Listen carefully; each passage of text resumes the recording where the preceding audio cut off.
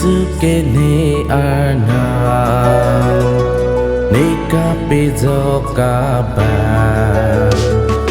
ni ka ching hon hem phu chi thi pi lo ni pha ni ka ching hon hem phu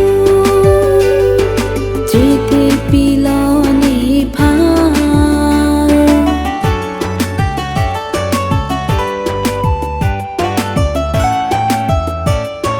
Jisu a hok Arnam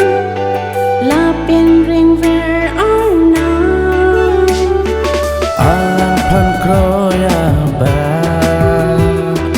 kar zong ring dun wel ji alang phan kroya ba kar jong ring dun ver ji Jisu ke ne Arnam ne ka pe jo ka ba ni ka ching hon hem phu chi thi pi lo ni pha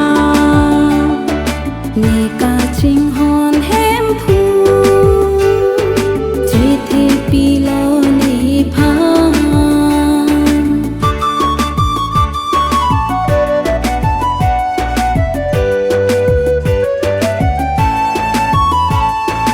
Jisu a hok Arnam hem phu tu ma hem phu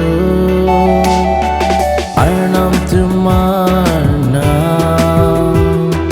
la pen pe jo ka ba Arnam tu Arnam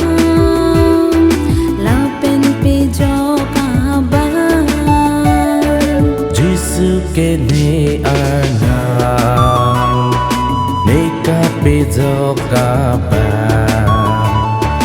ni ka ching hon hem phu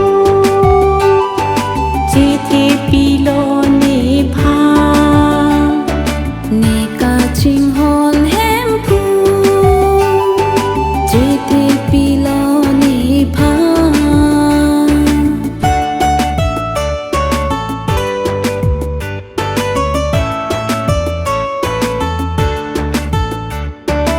alang ke chagala ne phan kroya tu ma Jerusalem ki mi bonji ne long si ni Jerusalem ki mi ponji ne long si ni Jisu ke ne Arnam ne ka pe jo ka ba ni ka ching hon hem